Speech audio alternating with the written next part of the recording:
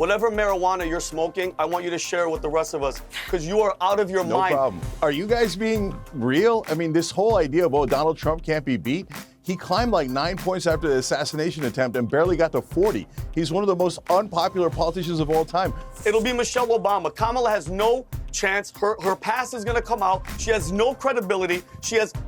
All she does is laugh and cackle. She's the border czar. She's never been to the border. It's a shit show. And I think Kamala has a lot of vulnerabilities. Kamala was kind of the concealer in chief, and she was the one who was coming out onto the podium and saying there was nothing wrong. If it does end up being Kamala Harris v. Donald Trump come November, who wins? President Biden is out, and the most unpredictable presidential race in history has taken yet another sensational turn. For weeks, it felt like only Biden himself still believed he could beat Donald Trump in November. Now the pressure valve has finally burst. By choosing to remain as president, Biden has denied Kamala Harris the opportunity to campaign with the legitimacy of the Oval Office behind her. He's also left many Americans asking, if Biden's unfit to run for office, well, how on earth is he fit to hold that office for a single day longer? A reminder that just a couple of weeks ago, he said this.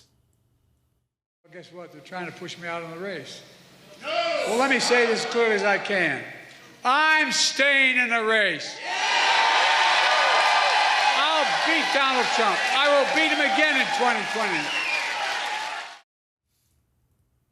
Well, there's no doubt that he wanted to stay in the race, but in the weeks since his debate debacle, his allies, donors and celebrity backers have turned against him in droves.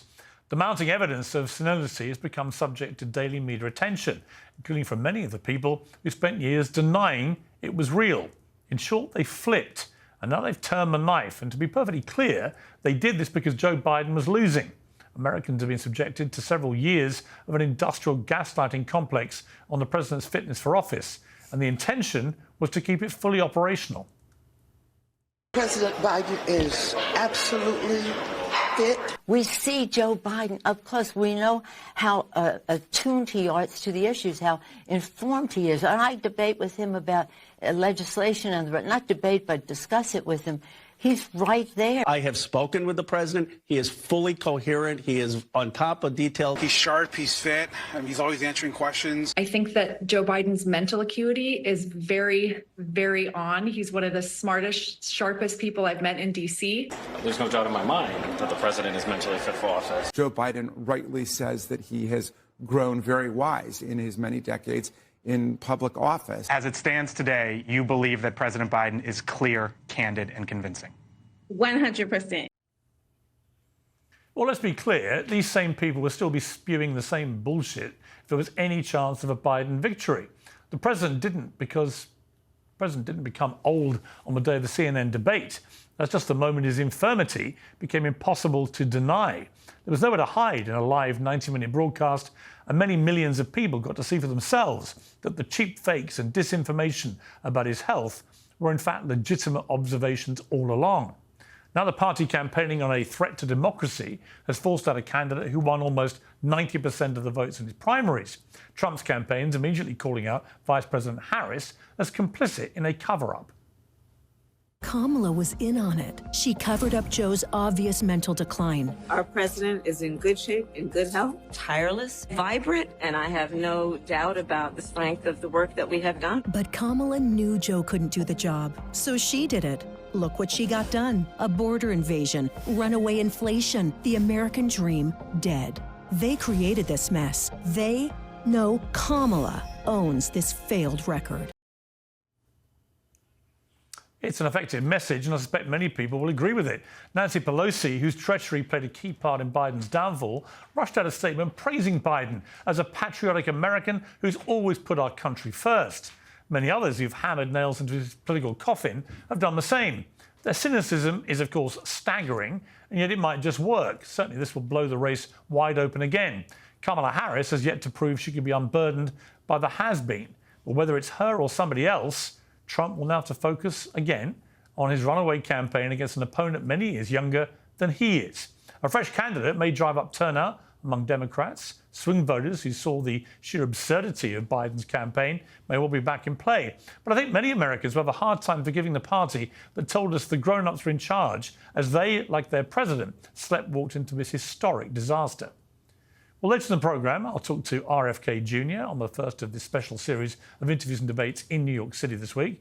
But first, let's meet the panel. Joining me now, the journalist and commentator Emily Austin, Vincent Oshana from the Patrick Bet-David podcast, host and founder of the Young Turks Cenk Uygur, and the host of the progressive podcast Ring of Fire, Farron Balanced. So welcome to all of you.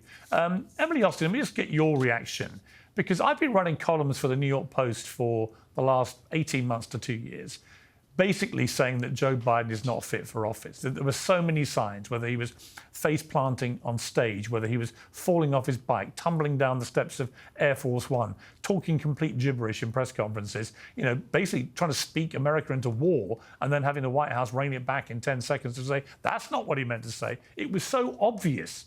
And yet we were all lied to from the White House press podium, from the president himself, from his allies, his friends, all the people we just heard talking. What do you make of the sequence of events leading now to the admission to the world he wasn't fit for office? I understand that there's this loyalty to your party that you want to maintain and you don't want to give up on your candidate. But the American people have been seeing for the longest time, let's forget the policies for a moment, but his cognitive decline. Now, if you take a look back at the 2020 debate and now you see what Biden's become, you can already notice the decline begin then. But the media, the politicians, they chose to gaslight the voters, the donors, and all of the American people lying, as you just saw. No, Biden is as sharp as a tack. He's not ill, he's mentally fit. And now he himself is acknowledging that he can't. And I also want to point out that this is a very rare election. At least in my lifetime, this is the first time you have a Trump presidency to compare to a Biden presidency. You have 4 and 4 years to look and compare and contrast, and it's a no-brainer. Yet they chose to gaslight us over and over again. And now we have a bigger issue that we cannot trust the Democratic Party. We cannot trust the media because they lied to us to our face unapologetically and continue to do so. Cenk Uygur, I know that you've not wanted Biden to continue, so I presume that you're happy he's out of the race. But how happy are you that we now seem to be moving very quickly to a coronation of Queen Kamala, who has not had a single vote from any voters? Yeah, I'm not happy about it at all. So, first of all, I will give credit to Joe Biden on this. He did let go of power. Yes, it took a long time. Yes, we pushed him out, and I was one of the people pushing him out. But at the end, he did the right thing, which Donald Trump would never, ever do. And we saw that he didn't do in 2020. Now, on to Kamala Harris. I think MSNBC has trained Democratic voters and politicians to be minions, and they're desperate for a leader.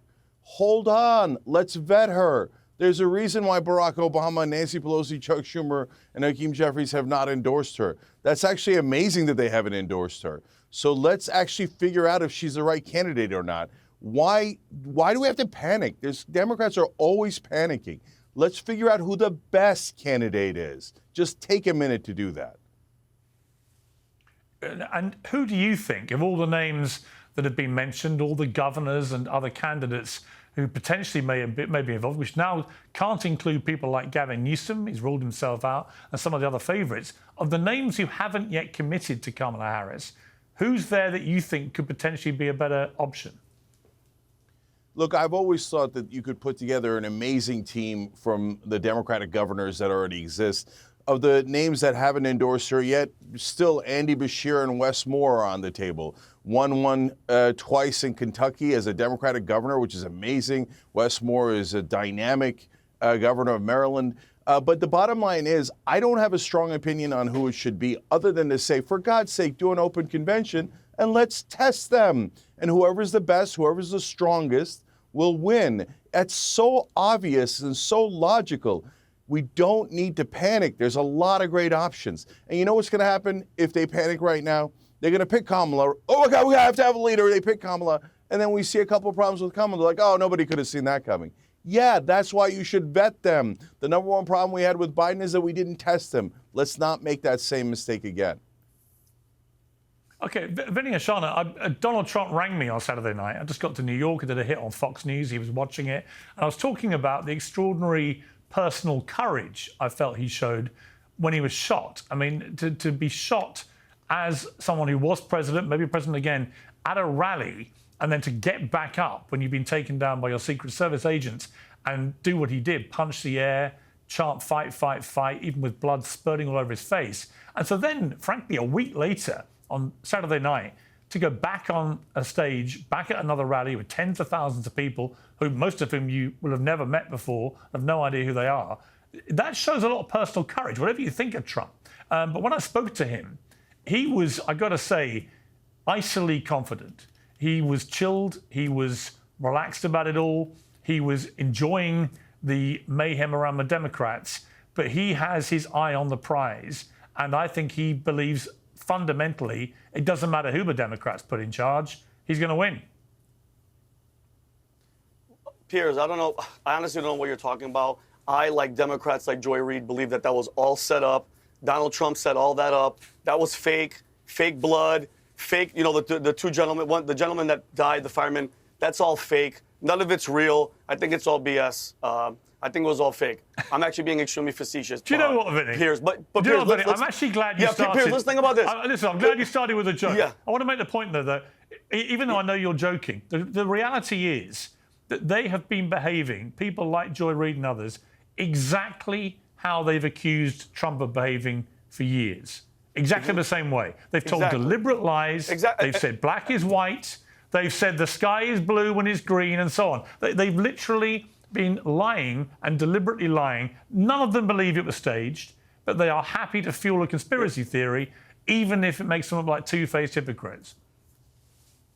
Oh, Piers, not surprised when it comes to the Democrats. And let's be honest, Piers, at least we're not living in a boring time. In the past 2 weeks, we've lived through an attempted coup by the killing of Donald Trump. They tried. And now an actual coup of Joe Biden. Let's not get it twisted, Piers. The night of the debate, the last presidential debate, when the world saw Joe Biden for what he really was, a plan was put in motion, and that plan was get rid of Donald Trump. We have to kill him. Plain and simple. This isn't a conspiracy. Okay, Kim Cheadle just came on in front of Congress, Piers, before I got in here, and she said in front of Congress, and I quote, "The assassination attempt on former President Donald Trump on July 13 is the most significant operational failure of the Secret Service in decades." She's claiming incompetence.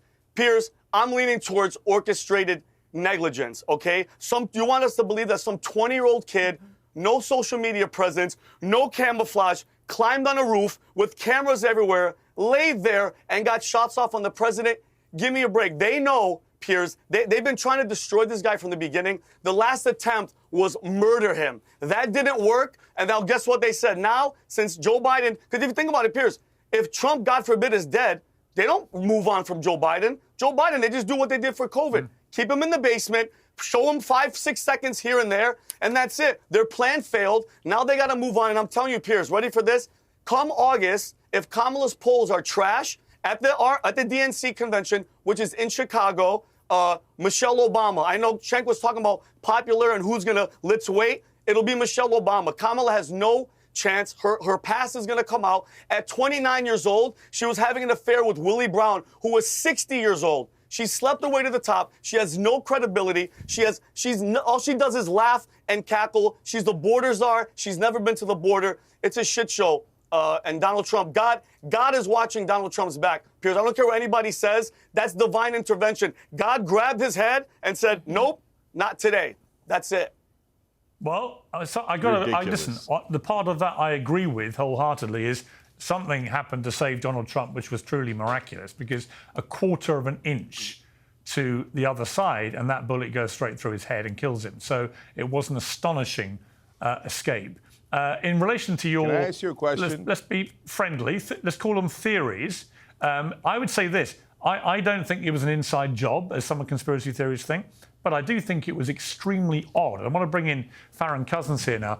I mean, this idea that a 20-year-old kid gets an AR-15 semi-automatic rifle and just calmly strolls onto the top of a rooftop, literally 150 yards from President Trump, is so outlandish. And when you hear the director of the Secret Service today, you know, I've got the clip. Let me play the clip so we can hear exactly what she admits. The assassination attempt of former President Donald Trump on July 13th is the most significant operational failure of the Secret Service in decades, and I am keeping him and his family in my thoughts. What I can say is that the individual was identified as suspicious. If the detail had been passed information that there was a threat, the detail would never have brought the former president out onto stage. So you distinguish between someone who is suspicious and someone who's threatening, is that right? I do. I mean, it just seems incredible to me, Farron, that there's the Director of Secret Service admitting they knew this person was there and might constitute some kind of threat, but they still didn't do anything, and they allowed the president to walk out. I spoke to Trump on Saturday, and he said the thing that bemuses him most is that quite often at public events, that his detail will hold him back for 10, 15 minutes while they're just checking something out that looks a bit suspicious. And he said invariably it's fine, and then he goes back on 10, 15 minutes later than he planned to. How can it be that you have members of the public shouting up at this guy's on the roof with a gun, and they still allow Trump out there to get shot at? You know, I mean, there's no doubt that there are failures all around here, from the Secret Service to the local police officers that were also aware that this individual was there and did nothing about it. But I am going to point out real quick just how Vinny there starts off mocking conspiracy theories, then immediately goes into his own conspiracy theories. So let's not let that go overlooked. I was being facetious, Farron. It was a joke. It was a joke. Relax. It was a joke. As for the Secret Service, okay. As Liberals for don't the like jokes, Secret Vinny. Service, we have a Secret Service that for many years now has been dangerously understaffed.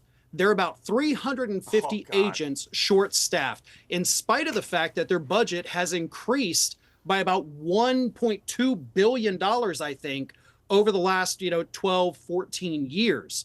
So this agency has serious problems that do need to be addressed.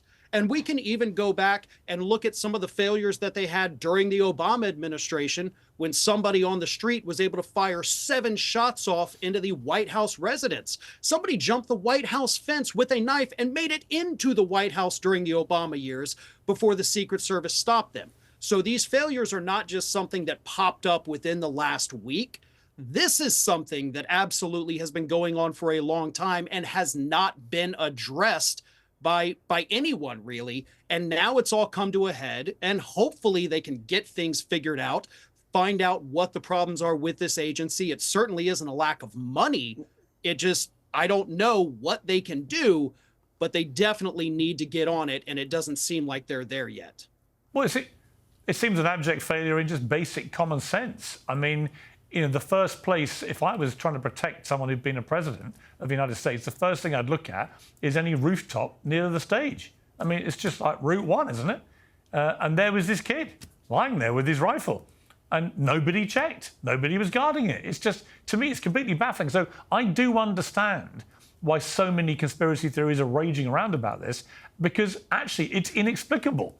And I hope we get some answers. From what I've been seeing so far of Kim Cheadle, the director of the Secret Service, she's not really answering any questions today, other than to say it's the biggest operational failure for decades. On the bigger story now, incredibly, I mean, a week ago you thought this story would run the assassination attempt. We're now moving to Biden quitting, an historic moment in American political history.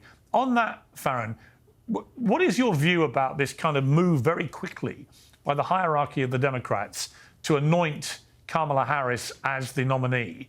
Do you think that is a healthy thing? Or do you think, like Cenk, it's better that this runs to even a broken convention? We have anyone who wants to put their hat in the ring does so, and then they have to earn the right to be nominee.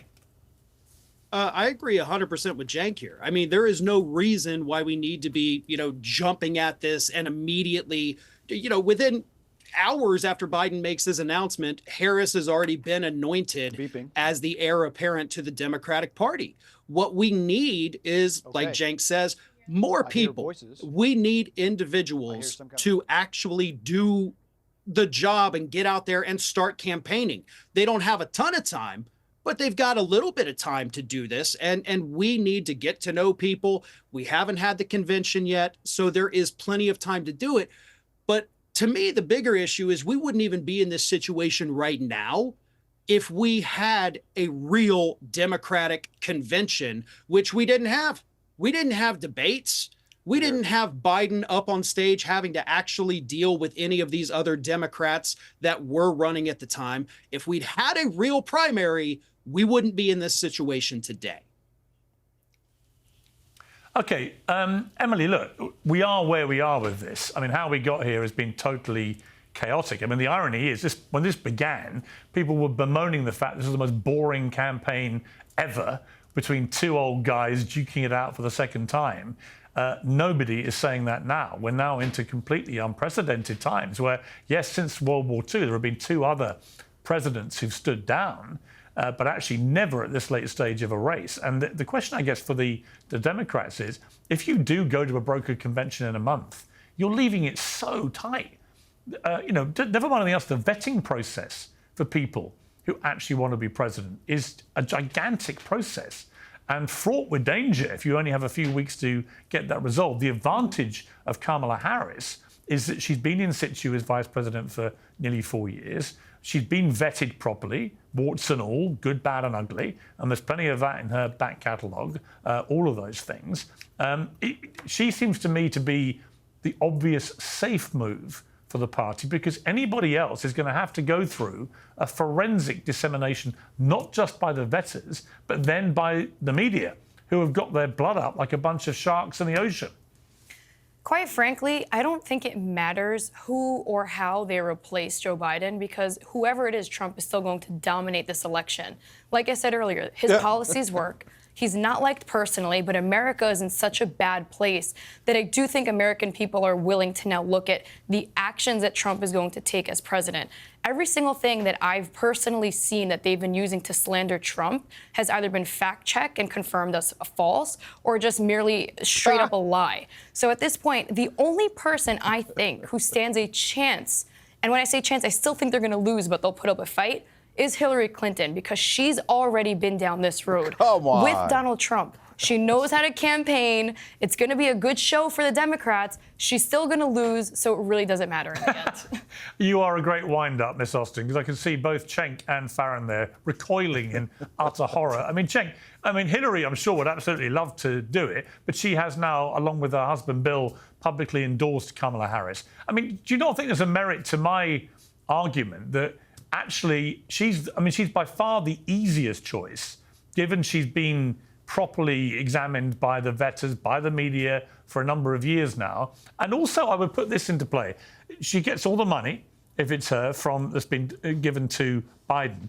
But she also has quite an interesting perspective, if you like, against Trump. She's the former prosecutor. He's the convicted felon. You could see that she could turn that into quite an aggressive attack plan. I mean, does none of that rock your boat? Yeah. No, look, Kamala Harris, if she wins the open convention, I'm perfectly happy to have her as the candidate. But she hasn't won that yet. And honestly, I got more votes than she did running for president. So I don't know how she's been vetted. She really hasn't. What does she do as vice president? I'm not talking her down. I'm just saying we don't know nearly enough. And I don't want to fall into the trap that you guys are obviously setting. You guys are all Trump fans. So you're like, yeah, pick Kamala or maybe Hillary Clinton. Yeah, that's a great idea. No, let's pick the strongest candidate. I'm not a Trump. Hang on, check. I'm not a Trump fan. People say to me, you want Trump to win. You're a Trump supporter. No. Come on, Piers. I have known Trump. Listen, let me set my stall. I've known Trump nearly 20 years. I get on very well with him personally, albeit we have a few rocky patches. But the bottom line is, I don't have a vote in this race. I'm a British citizen, not an American citizen. I've never told anyone to vote for Trump. And I'm as critical of him as anyone. I've been incredibly critical of Trump, as well as not being afraid to praise him when I think he's right. And for example, if you can't look at the way he responded to being shot and praise him, there's something wrong with you. Yeah, and I praise them for that, of course, because I have eyes and ears. And you know I'm reasonable and I'm honest about all these things. But are you guys being real? I mean, this whole idea of, Donald Trump can't be beat, he climbed like 9 points after the assassination attempt and barely got to 40. He's one of the most unpopular politicians of all time. This lunatic conspiracy theory that the Democrats would want him assassinated. Are you crazy? We want him as our opponent. He's like the weakest candidate possible. Well, it's no coincidence. Cenk, it is no coincidence that on the day that Biden finally threw his his white flag up was the day that there was a poll saying that Trump was now 7 points ahead in Michigan. That's a depth changer. But no, wait, no, Piers, you know, wait a minute. No, Piers, you know that I've been saying for a year, and I've been saying it on this program, that Joe Biden was definitely going to lose. He had a 0 chance because he was so deeply unpopular and his favorabilities were so low. And I was trying to snap the Democratic voters and politicians out of it. And you're welcome. I did. Having said that, that's not because Donald Trump was so popular.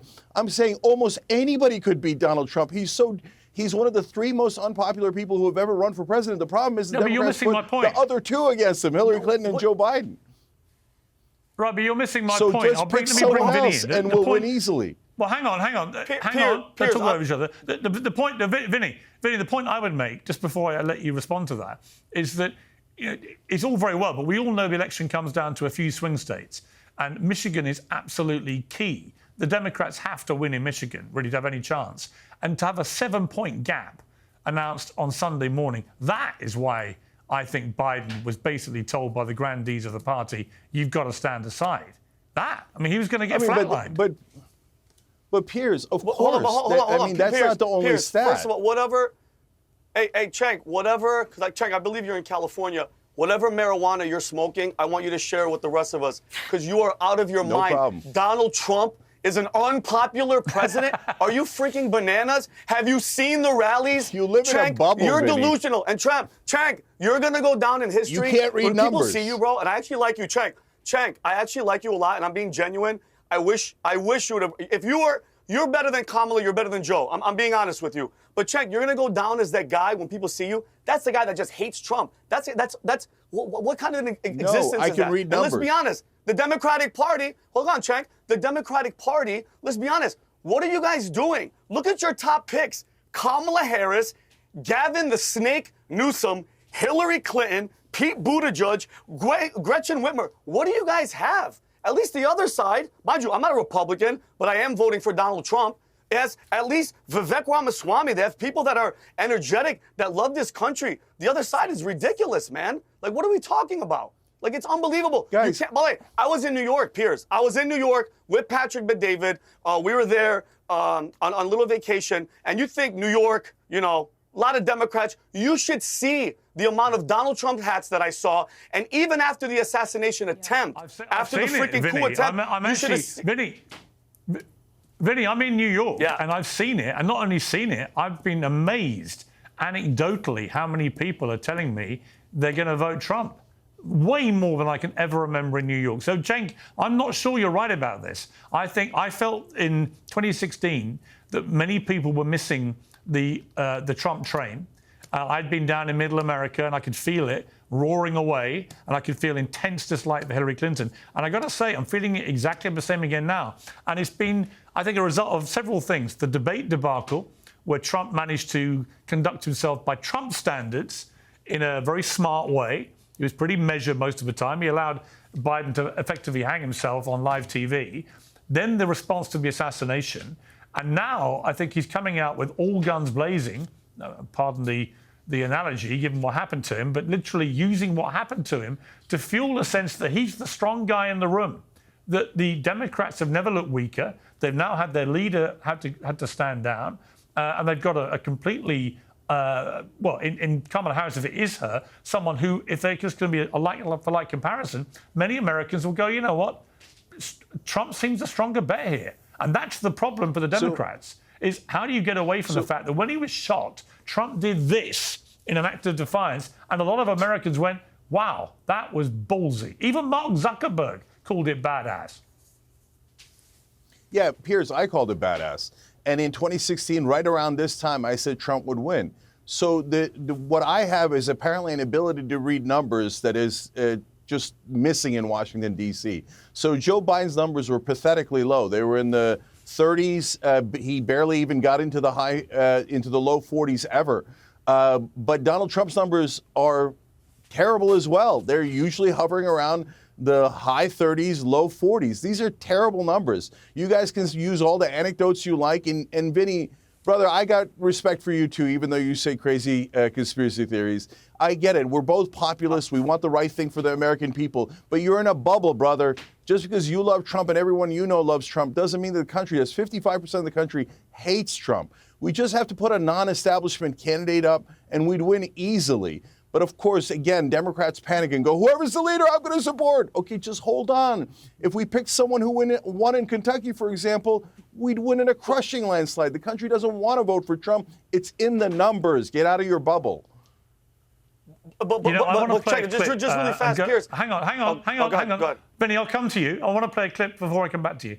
This is a clip where Trump was at his rally in Michigan on Saturday, and he came up with this phrase about people attack him for wanting to attack democracy, and that he himself has now taken a bullet for democracy. Because I thought that was a really powerful moment for Trump in this whole race. Let's take a look.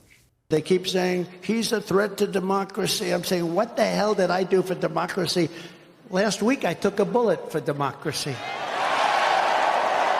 What did I do against democracy? I mean, Vinny, there are a few more powerful things for a presidential candidate to say than I took a bullet for democracy.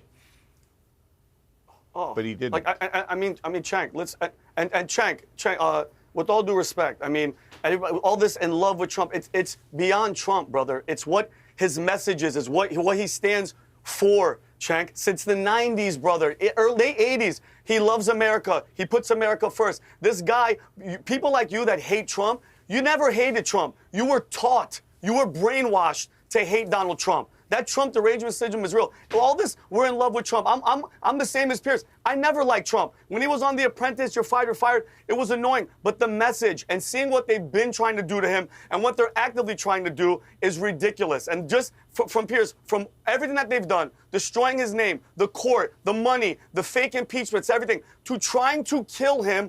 What else is left? And he's still up there. He's campaigning. He's making jokes. And by the way, and I love this word, this democracy. I'm sick and tired of this democracy, okay? When you're in school, Piers, in the United States, you pledge allegiance to the United States of America and to the republic for which it stands. We're a republic. We're not a democracy. And every time the Democrats try to put somebody up, Bernie Sanders, RFK, you guys eat your own. So it's you guys. You guys are ruining everything. And Cenk, I'm going to say it again. You should have been running. I wish you were more popular in that sense because to hell with Kamala, to hell with all them. We need somebody that loves his country.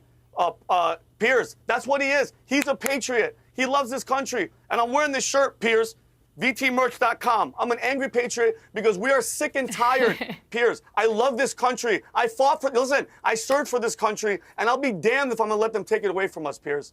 Damned. Period. Okay. Listen, I just hold fire for the panel for just a few minutes. I'm going to talk now to Erik Prince. He's a former US Navy SEAL and the founder of Blackwater USA, a private military company that provided security services during the Iraq War. Welcome to you, Erik Prince. First of all, as we're talking, the director of the Secret Service, Kim Cheadle, is testifying, obviously, in Congress today. But she's apparently refusing to really answer most of the questions. She's admitted it was the worst failing operationally by the Secret Service in many decades. Are you surprised she's not resigned? It's in keeping with the Biden administration that they don't expect accountability from any leader that fails doing what they're supposed to be doing. Look, she's hiding behind the FBI investigation. That's an easy way for her to duck and cover. This is the rope-a-dope approach in Washington where you show interest, then stall. She promises to get back to them with certain answers, and it's all just, it's a charade. If there is any honor to it, she would resign. If Congress had any power, they should at least defund her office so that she is not getting paid anymore because clearly she has failed under her leadership. It is shown to be complete incompetence. From a security perspective, a security professional's perspective, there are so many horrific failings that nearly led to the assassination of Donald Trump. There were people that died because of that incompetence. When you look at the failure of advance to allow somebody to get set up 140 yards away from your protectee, down to even once the shots started, how long it took them to get Trump off the X.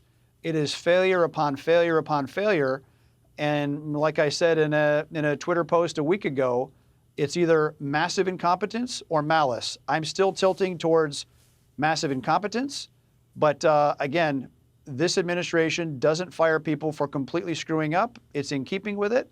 And as your panel was talking, there is clearly differences in electoral styles. There's one party kind of promotes accountability. One clearly, for the last 3.5 years, does not.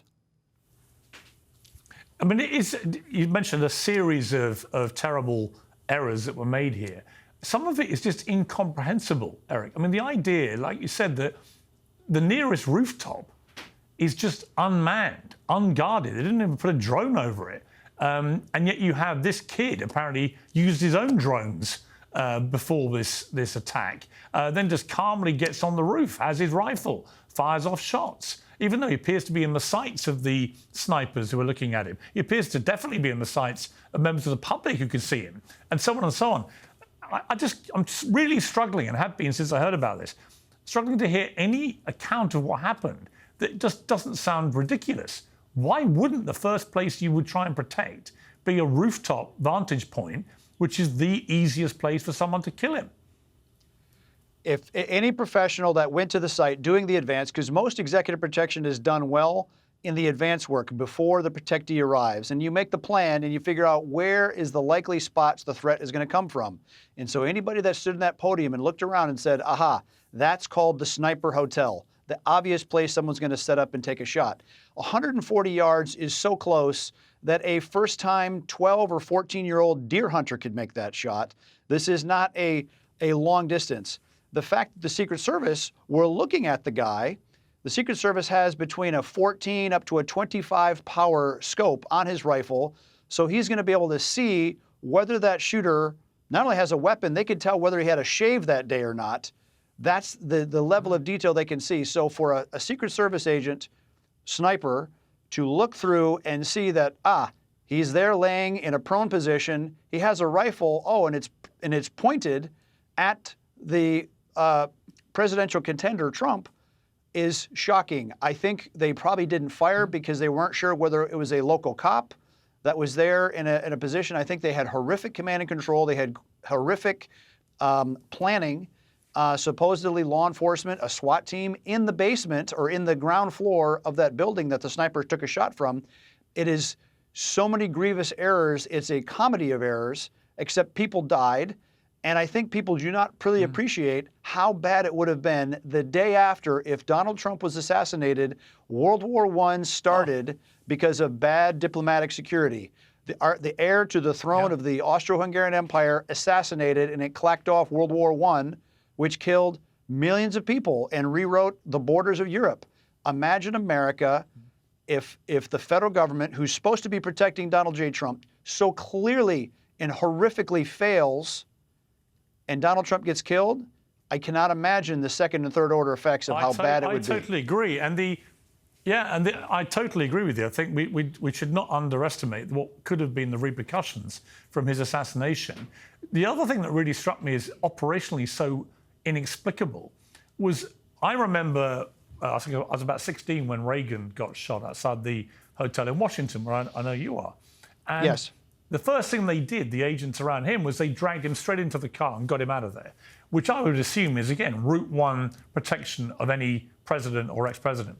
But in this case, they took him down, but then they allowed him to get back up, and they put one of the female agents in front of him, who was so short by comparison, it exposed his whole head and his upper body. Now, they didn't know there weren't more shooters in the crowd. It could have been a coordinated attack.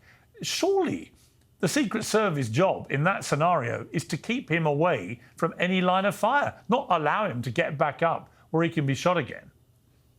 The first rule in executive protection, if something happens, is to get the protectee off the X. The X is where the attacker has decided to get after you. And the fact, you can even hear it in the radio chatter. Where are we going? What are we doing? What's the plan? It's horrific. That should have been drilled into them so that it is autonomic. Literally, look, the Secret Service agents, some of them were highly qualified, some of them clearly were not. And, you know, when something like that happens, you get a massive dump of adrenaline into your body, which is why you train it so that it is autonomic. If A, then B, and if B, then C. And clearly that had not been drilled into them. And I don't care how undermanned they are or under-resourced or whatever the excuse is, it doesn't take any more money to get up an hour earlier and run that drill and run it again and run it again. That's what professionals would have demanded. That's what accountability would have demanded. Trust me, in my old business, if we had a team screw up that badly, they would have been all out of work. And as a company, we would have expected to be fired.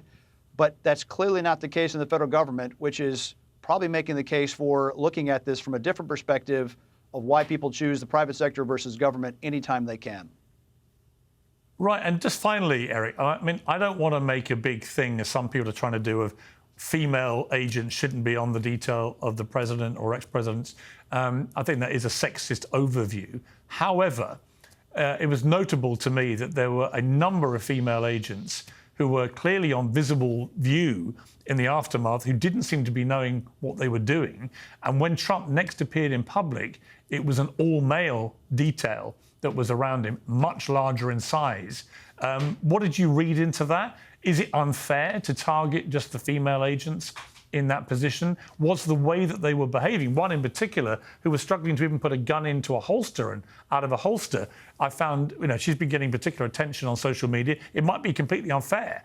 I don't know. But I have to say, from my perspective, watching it, it was a pretty concerning thing to watch, to see supposedly the most elite trained defensive agents in the country looking so clueless.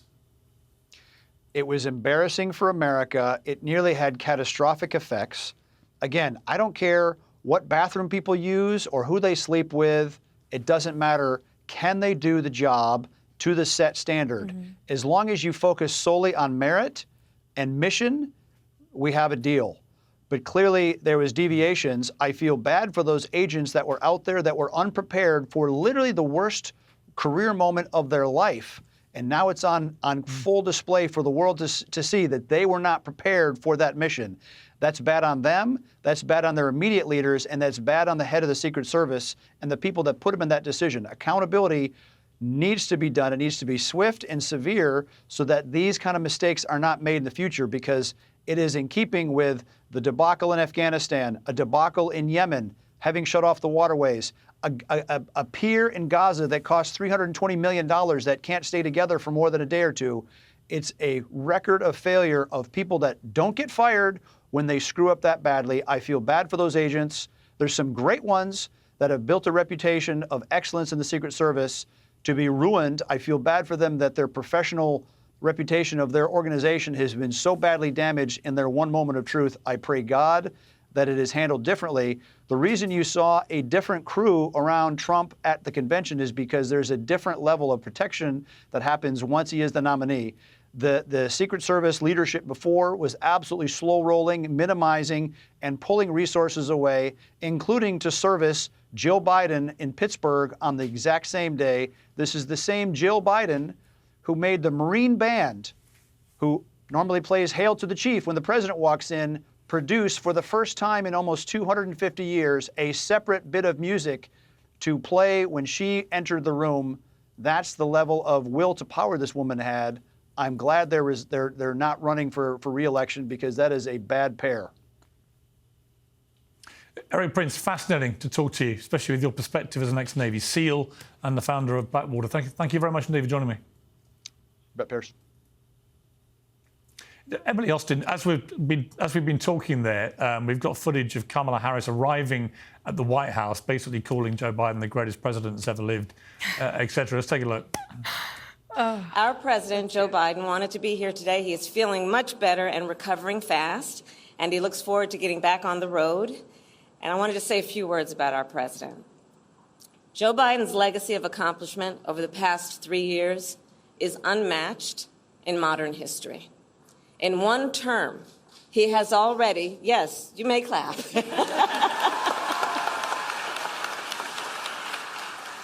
In one term, he has already surpassed the legacy of most presidents who have served 2 terms in office. Our president, Joe Biden, wanted to be... Well, I mean, as I think was said by Her Majesty the Queen after Meghan Markle spray gunned the royal family on Oprah Winfrey, recollections may vary about the record. Let me just go quickly to you, Farron Cousins. I mean, Kamala Harris there at the White House, effectively now looking like the de facto leader of the Democrats, therefore, you know, sort of, I guess, the president, but not the president.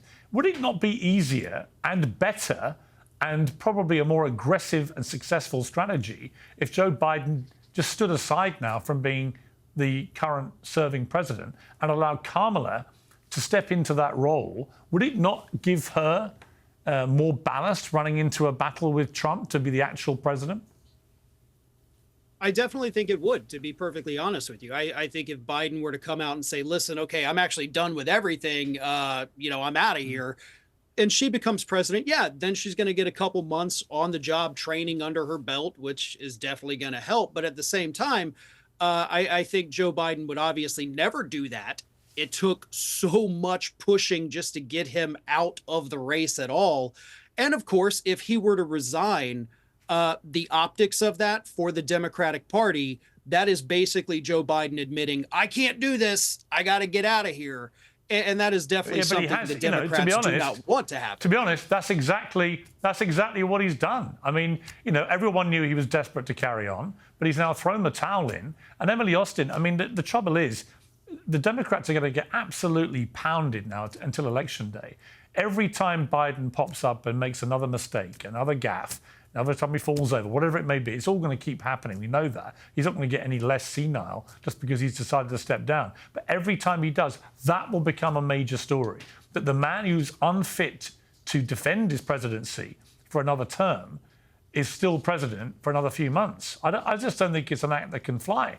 And I think it also makes Kamala Harris's position extremely awkward because there she is at the White House, sort of acting presidential, but the real president hasn't been seen since he announced this bombshell yesterday, hasn't been seen or heard. He didn't even say it in a national address. He said it on X, which is great for Elon Musk in terms of showing how relevant and important X is as a platform. But it's all very odd, isn't it?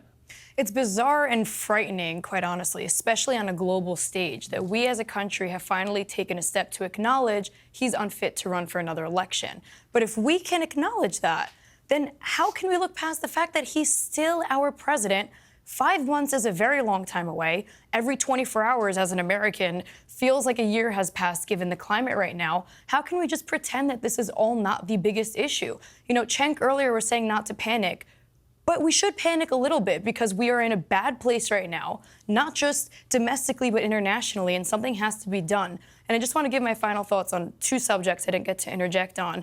You know, I don't think it's crazy or I'm a conspiracy theorist, especially now just hearing Erik Prince speak, to think that this was a calculated assassination attempt on Donald Trump. It's not a conspiracy theory. There was so much negligence that you cannot simply say this was a mistake. The American people at that rally saw this shooter on the rooftop for 1 minute and 30 seconds, and nobody else saw it from the Secret Service. Come on, that's not negligence. That is maybe coordinated negligence. And then a second point that nobody seems to be bringing up is that I don't believe Donald Trump is as unpopular as people are making it seem.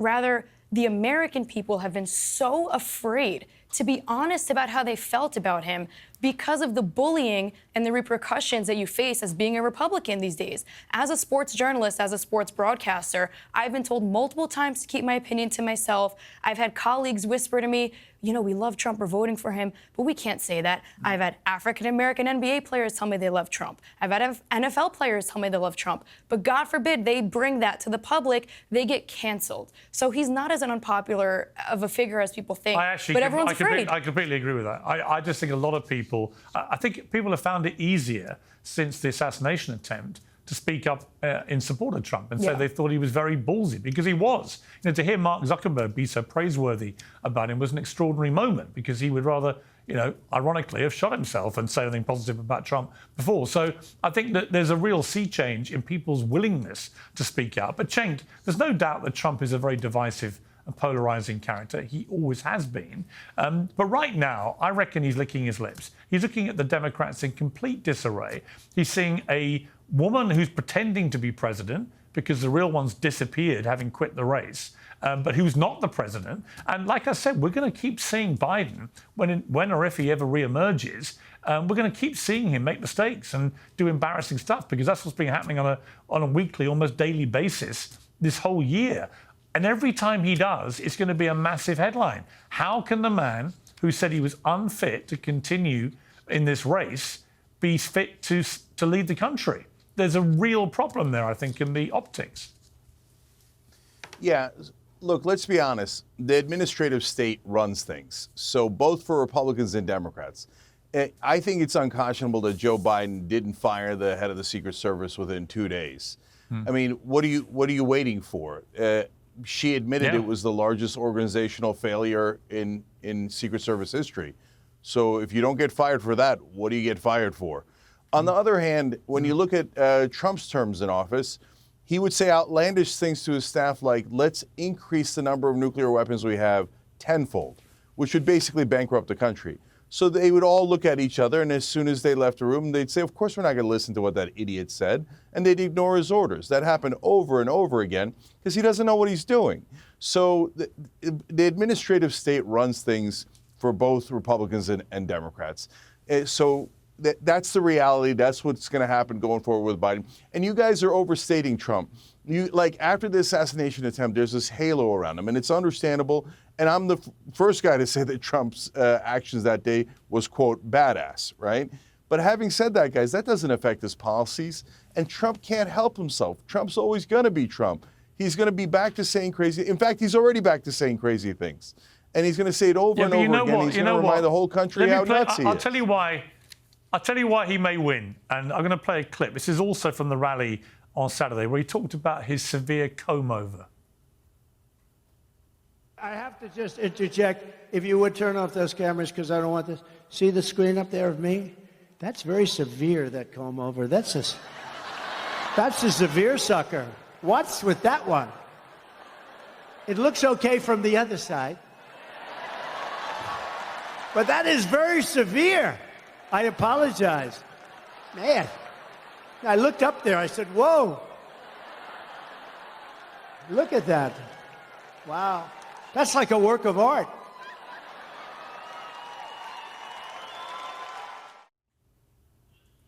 Now, here's the thing, Cenk. Whether you want to admit it or not, whether your little face is creaking into a little smile involuntarily, the truth about Trump, and I made this point in a column for the Post, which he discussed with me on the phone, is he's kind of the Mick Jagger of politics. And I'll tell you why.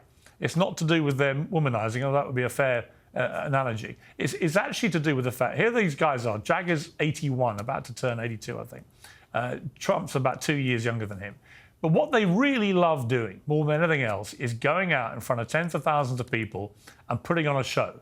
Trump does the show of being a politician in America better than anyone else I've ever seen. He can hold a crowd for 2 hours, and you may not like it, and Farron may not like it, and a lot of other people may not like it, and you may want to all continue to abuse him and call him a new Hitler, all that kind of stuff. But the reality is there are millions of Americans, 80 million as of the last time they got a chance to vote for him, who do like him and find him very entertaining and very funny and very authentic and very unlike any other politician out there.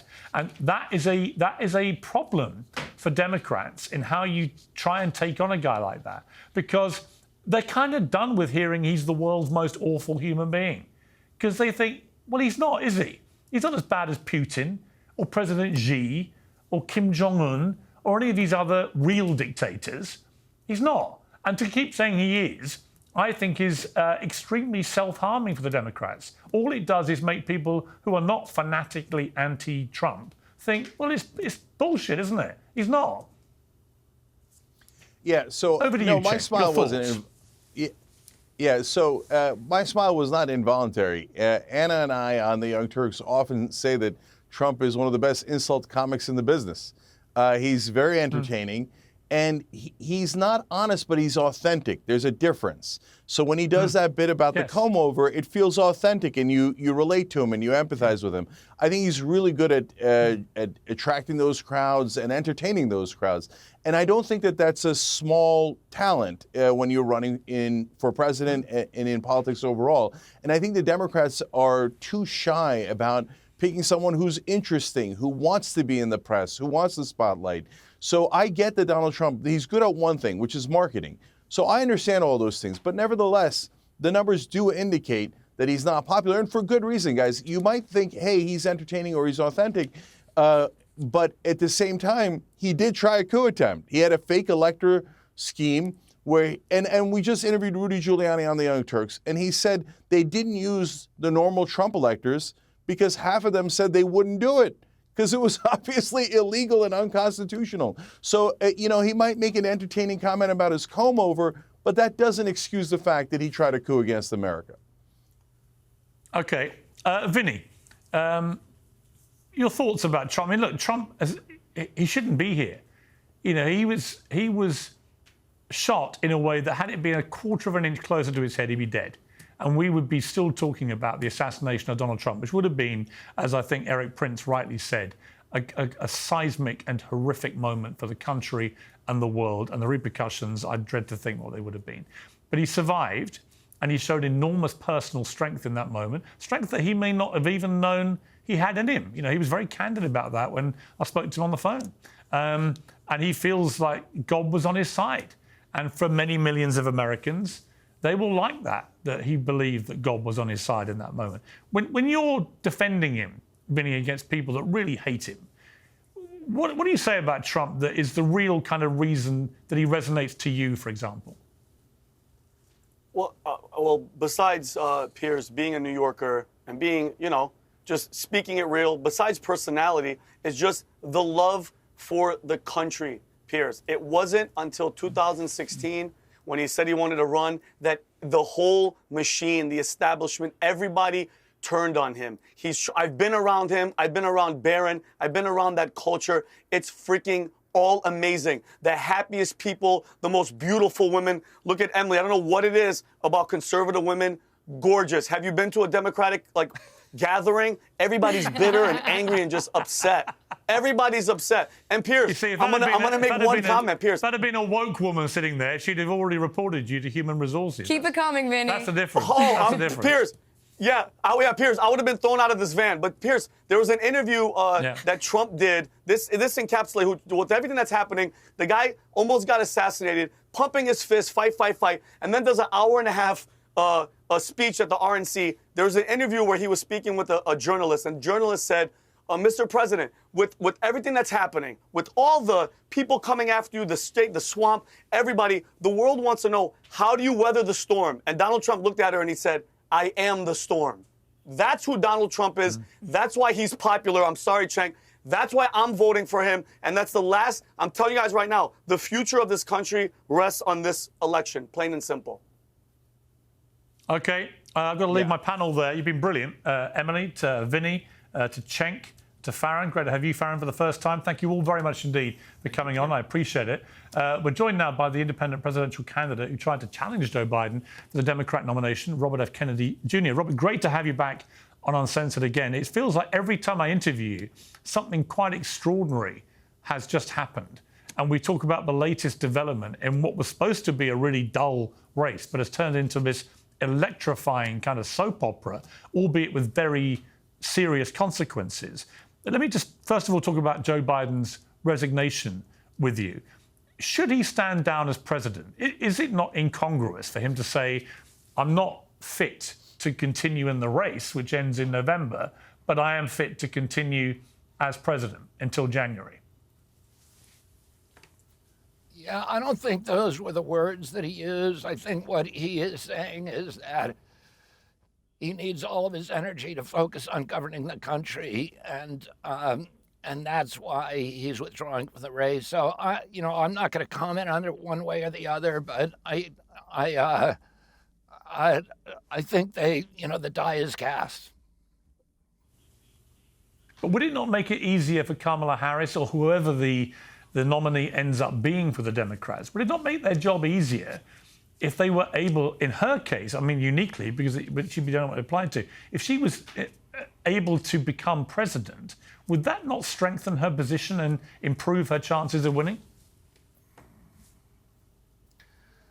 It will definitely strengthen her position within the party. I'm not sure that that's the best thing for the Democratic Party. I would think that the best thing for the party is to actually have a democratic process that, you know, where people are either using ranked choice voting, which actually is democratic, or using polls, national polls, where you say who's the most likely Democrat to beat Donald Trump, and actually really opening up the convention to a vote. I think what they're going to do is they're going to have kind of a Potemkin village of democracy.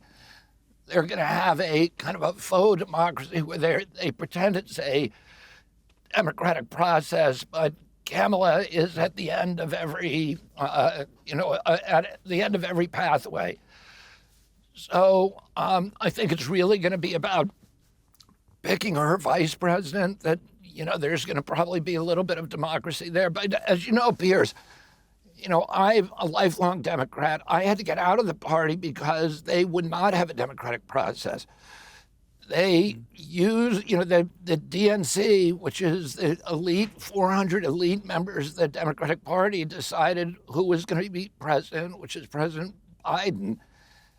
And they rigged the rules to make sure that there was no democracy. And I grew up in a Democratic Party that was fighting to make sure every American got the right to vote for anybody that they wanted to vote for. And today's Democratic Party is just the opposite. It's fighting and spending hundreds of millions of dollars to make sure that, to use the courts, to use the, you know, denial of Secret Service protection, to use all of these other mechanisms of power to make sure that President Biden doesn't have anybody to run against. And now Vice President Kamala Harris won't have to really deal with an authentic democracy. What do you think happens here? We've got 4 months until the election. Do you think it's almost certain that Kamala Harris will be the nominee? Or could you see it genuinely ending up being an open brokered convention where it could be one of any number of people? Yeah, I think it's better for the party and the country if they actually have an open convention. But having seen what I've seen from the Democratic Party, I don't think that that is a likely outcome. But I think it would be better for our country. So, you know, I don't know. I think, you know, I saw what happened during the primaries, where the people who were running, like Dean Phillips and myself and Marianne Williamson, were just shut out. We were told those primaries are not being held anymore. We were told, you know, they passed a law, they passed a rule within the Democratic Party that after they saw me campaigning very, very effectively in New Hampshire, they passed a rule that any candidate who steps foot into the state of New Hampshire, that all of their votes will go for President Biden. So those were the audacity of the kind of new rules they were adopting to make sure that democracy did not function. And I suspect that's the same thing that's going to happen with Kamala now. I mean, what's interesting, and I think this is probably supportive of your view of what you just expressed, a lot of the front runners have already endorsed her publicly. So even if it went to an open convention, it wouldn't include the likes of Gavin Newsom, Gretchen Whitmer and others, because they've already said they're backing Kamala Harris. So they've kind of talked themselves out of the race. Yeah, and I think Kamala has a lot of vulnerabilities that we're gonna hear more and more about over the next 104 days. Oh, Kamala, for one thing, Piers, Kamala was kind of the concealer in chief. She was talking every day, according to her own recounting, to President Biden, and she was the one who was coming out onto the podium and saying there was nothing wrong, that there was no problem. And so clearly she was blind to the kind of thing that we all saw during the debate, or she was trying to protect her own career by putting the country's interests secondary. And I think that that's something that the Trump campaign is going to have billions of dollars to put that story on TV. Vice President Harris was also one of the public officials in California who created these policies that made California 49th in terms of education outcome, number one in terms of homelessness. California, 50% of the homeless people in our country live in California. That's not a good record to run on. And I think she has a lot of other vulnerabilities that, that we're going to hear more and more about, and that essentially are going to make her unelectable. Has anything that's happened in the last 3 weeks, from the debate to the attempted assassination, and I'll come to that separately in a moment, to Biden quitting, has any of that changed how you view your role right now? Well, I would say that the election now is very dynamic. So, and, which offers all kinds of opportunities for me, but I really, I try not to predict the future because I just try not to spin stuff. So, we're doing what we've been doing from the outset, which is to fight for the American middle class, fight to end the chronic disease epidemic, fight to end the war machine, fight to end this corrupt merger of state and corporate power, talking about and fight to get the deficit under control. All of these issues that none of the other candidates are talking about. I would say that the Democratic Party no longer has any authentic relationship with the American middle class. The Democratic Party I knew as a boy that represented cops and firefighters and working people is gone.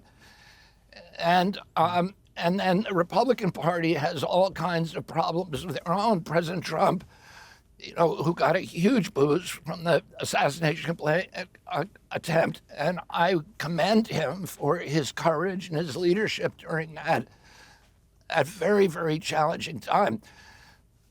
He announced yesterday, according to the New York Post, that he is choosing between Jamie Dimon, who's the head of Morgan, and Larry Fink, who's the head of BlackRock, as his Treasury Secretary. And this is, I think people cannot take seriously his promise that he's going to drain the swamp if he actually once again brings these swamp creatures in to run our government. BlackRock is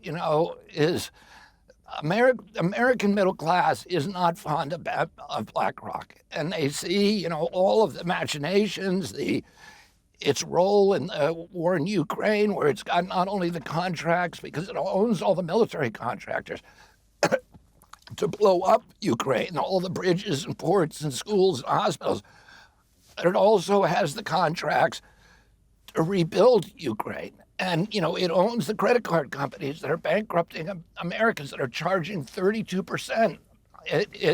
All of the economic problems that we have, which are the result of this systematic strip mining of wealth from the American middle class and sending it upward to this new oligarchy of billionaires, it's all been orchestrated by BlackRock. And to bring them in to run the Treasury is not, I think it sends a bad signal. I think it's going to be a vulnerability for President Trump.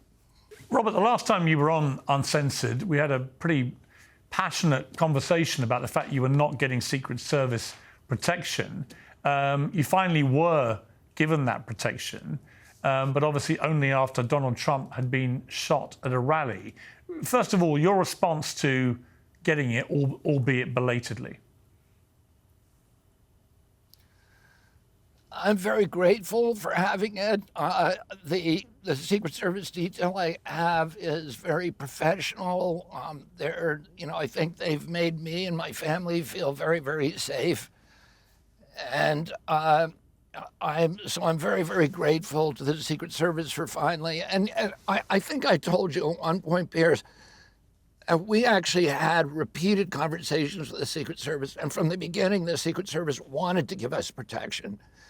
Yes, and they were being denied that, and they expected us to, and they were being denied that by the White House. So they were very surprised that the White House, or that our, DHS, Secretary Mayorkas, was not allowing. They found that they did their own assessment of me that found that I was at, quote, elevated risk So they wanted to give it to us from the beginning, and the detail that we've got is really wonderful. I think, you know, what's troubling to me, and I don't want to make this about me, but we've seen this weaponization of the federal agencies, of the enforcement agencies, including the CIA, the CIA, FBI, and even the NIH and the CDC, in it being weaponized for political purposes. And, you know, I just won this lawsuit against the Biden administration, Kennedy versus Biden. I just won an injunction against the Biden administration using the FBI and the CIA and NIH and CDC to censor me, to stop the censorship. But we've seen it across the board against President Trump, against other rivals of the president, in a way that I think should be very, very disturbing to the American people. You know, Piers, when my father took over the Justice Department in 1961 for his brother, who was then president, he had a meeting the first week where he called all the branch chiefs and all the division chairs, and he said to them, the one rule in this Justice Department is that no, we never politicize enforcement, that we never ask the question about a defendant, are they Democrat or Republican? We have a responsibility for making sure that the American people believe that in our country, justice is blind, that the enforcement agencies of our country are neutral politically, and that's the only way to maintain faith of the American public in these critical institutions of democracy. So, and I think President Biden really dropped the ball on that. I think, you know, President Trump did too. When he was running, he was talking about, you know, locking up Hillary Clinton and appointing a special prosecutor to do that. And, you know, it's paradoxical that when he got that, now that he's on the outside, he saw those federal agencies weaponized against him in ways that I think the entire country witnessed. But it's not good for our country. We look like a banana republic. Yeah, completely. And when you saw what happened to Donald Trump a week ago and how close he came to being assassinated, and the full scale of how the Secret Service had dropped the ball in protecting him with this young kid with a rifle on a rooftop just 150 yards or so from where Trump was standing. Do you think that the Director of the Secret Service, Kim Cheetle, who's currently testifying on Congress, should she have already resigned? You know, I have a lot of questions about how about the coverage, and we're hearing now. We heard this actually from President Trump. I spoke with President Trump soon after, you know, the evening of his shooting, and we talked about the fact that the Secret Service, and he was very complimentary of his Secret Service detail and their bravery in getting up onto the stand very, very quickly and moving him off and protecting him. But even he had some questions. People on his staff told us that they had asked for enhanced Secret Service protection, and that the DHS had denied it to them, and they were comparing their situation to my situation. So I think, you know, those questions need to be answered by somebody. I wouldn't necessarily blame the Secret Service till I know more, but I think somebody bungled it. Somebody, obviously, it's obvious from the outcome that there was something going on here that, you know, Americans really need to know more about. I'll say this. I think President Trump's first reaction to the shooting, first his bravery on the podium, and then after that, at least the noises he made about unifying the country, I was very touched by that and very hopeful about that. And I don't think it's necessarily turned out that way, but I think at first, and you know, the first 10 minutes of his convention speech were very conciliatory. And I think that's what our country needs now. It needs to be unified. When my uncle was shot, Piers, in 1963, when he landed in Dallas that day, there were posters all over the city that said, and in fact, advertisements in the leading newspapers in the city that had a picture of my uncle and a wanted poster, wanted dead or alive.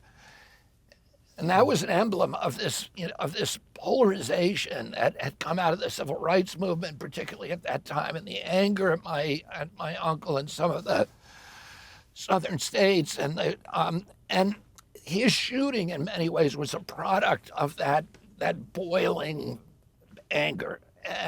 But after he died, our country came together in an amazing way. And, he'd been trying to get the Civil Rights Act passed, the Voting Rights Act. And immediately after his death, as a gesture to his memorial, as a memorial gesture to him, Congress, both houses of Congress got together and passed the Voting Rights Act. And, I really would have liked to see that kind of unity. And our country became a true constitutional democracy for the first time in its history as a result of his murder. So, our job on earth is to bring order out of chaos and turn bad things into good things. And I was hoping that the same thing would happen for our country after President Trump's, after the attempted assassination. And, I think he gave us some reason for hope at the outset. I'm not sure if it's holding. And I spoke to him on Saturday night, and he was remarkably sanguine about what had happened to him. And I was congratulating him that he'd gone back out within a week and was back on another stage at another rally, showing no signs of being put off at all by what had happened to him, which was extraordinary.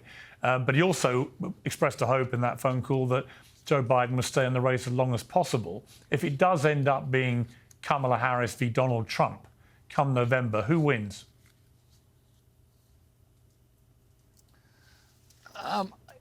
I never make predictions. I stopped making predictions in 2016 after I said that President Trump could never be elected president. So I've tried to be disciplined about not making predictions, and also I really try not to spin stuff. So I'm not going to make that prediction. But I think that right now it seems like it's President Trump's race to lose, but he also is capable of doing that. So I think that 100 days is our light years from now, and so many things could change between now and then, and so I wouldn't make that prediction. The one prediction I will make is that unpredictable things will happen, because it's turned into the most unpredictable race in history. Robert F. Kennedy Jr., it's brilliant to have you back on. Please come back again when inevitably something more outlandish occurs. God knows what it will be, but I think we can pretty well be certain something will. And I appreciate you, as always, you coming on. Thank you very much. Thank you, Piers.